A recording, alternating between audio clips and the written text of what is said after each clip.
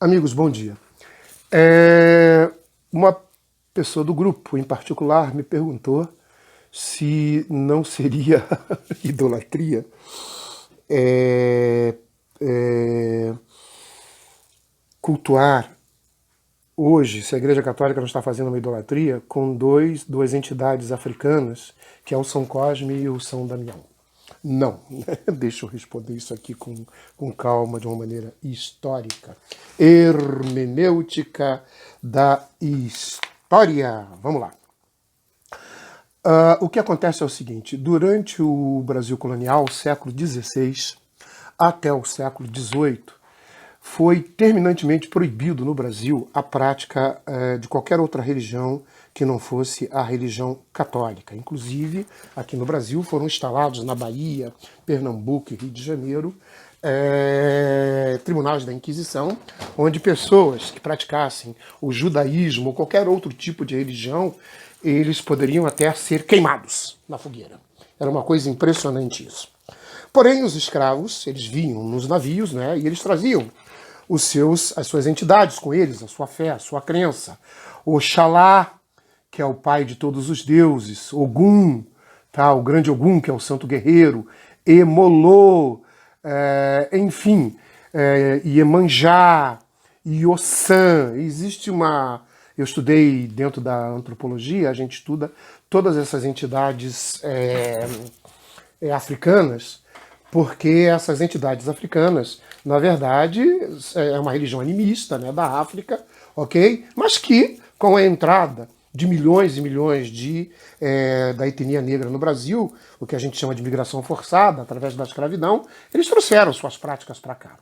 E acontece que, dentro dos engenhos de açúcar, era obrigado a praticar a religião católica. Inclusive, alguns senhorzinhos, ainda não existia o coronelismo, eram os senhorzinhos, eles obrigavam os escravos a participarem da missa domingo.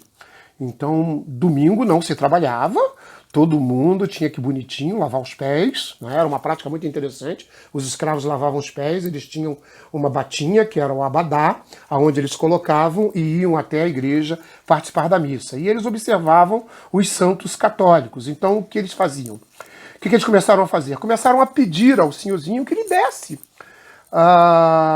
os santos e os levassem para dentro das senzalas, porque eles queriam também amar aqueles santos católicos, que eles nem tinham ideia do que era esse culto aos santos, né, essa veneração a santos. Dentro das senzalas, eles colocavam aquilo ali e à noite, secretamente, eles praticavam os seus ritos afros. E é claro que as gerações de crianças escravas iam nascendo e iam associando aquelas imagens às entidades católicas. Então é claro, né, que Oxalá virou Deus Pai, que São Jorge virou Ogum, que Santo Antônio virou Emolô, que Nossa Senhora virou Iemanjá, que Santa Bárbara virou Ioçã, e assim, tá? São Cosme e São Damião, São Pedro, que é o santo das cachoeiras, né? Na Umbanda, eu estou tentando me lembrar o nome de São Pedro na Umbanda, na Umbanda no Rio de Janeiro, é muito popular. Olha, imagina que quando eu saí do Rio de Janeiro, o Rio de Janeiro tinha aproximadamente 20 mil centros de Umbanda. Hoje está com 36 mil centros de Umbanda, tá? E é uma prática muito comum no Rio de Janeiro, é cultural, você frequentar centros de Umbanda. Muita gente, conhecida minha, amigos, parentes, frequentam centro de Umbanda no Rio de Janeiro. É interessante. Eu, quando era criança e mais jovem, frequentava centro de Umbanda. Eu tenho uma irmã que é umbandista, tá? É muito normal isso, é cultural, não chega a ser nem ser religioso, é cultural.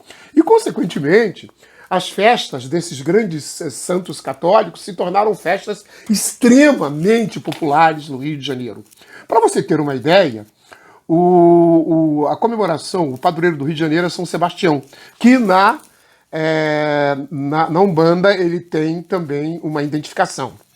E São Jorge é Ogum e São Cosme e São Damião, que são dois santos super populares. Eles eram médicos, né? Super populares dentro da Umbanda. Tanto é que amanhã no Rio de Janeiro, o Rio de Janeiro comemora o dia 27, o dia de São Cosme e São Damião. É uma festa enorme. Todos os centros de macumba no Rio de Janeiro fazem festas, as pessoas fazem festas. Os cariocas distribuem doces para as crianças. Quando eu era criança era uma festa, né? Nós íamos de casa em casa, as pessoas descobriam. Quem é carioca aqui, ou quem já esteve no Rio de Janeiro, ou quem morou no Rio de Janeiro, conhece essa prática. Amanhã, domingo, dia 27, gente, é uma festa fantástica. Uma das maiores, é a segunda maior festa religiosa do Rio de Janeiro. A segunda é São Jorge. A segunda é amanhã. A terceira é São Sebastião. Para vocês terem uma ideia, né? Para vocês terem uma ideia. Então, essa identificação, historicamente falando, isso é a hermenêutica da história, chama-se sincretismo. A gente estuda isso dentro da antropologia, numa matéria chamada sincretismo. Como é que as culturas elas se sincretizam, como é que elas se misturam, como é que uma hibrida na outra. É muito interessante, é fantástico estudar isso, você fica assim de boca aberta, tá? Os estudos do sincretismo. Então tá aí, nenhuma entidade africana pertence à Igreja Católica. Nós... são a etnia negra que absorveu, porque eles não podiam praticar o catolicismo, tá? Era proibido praticar a religião deles, então eles, para disfarçar, para enganar o senhorzinho, eles faziam essas imagens de santos. Aí até pintavam, aqueles negros que eram artistas, pintavam santos dentro das suas senzalas e colocavam essas imagens. Então isso se chama sincretismo religioso. Tá aí, grupo que sempre me pergunta aí, mais uma hermenêutica da história. Está aí, Grupo Cogefta. Um abraço a todos.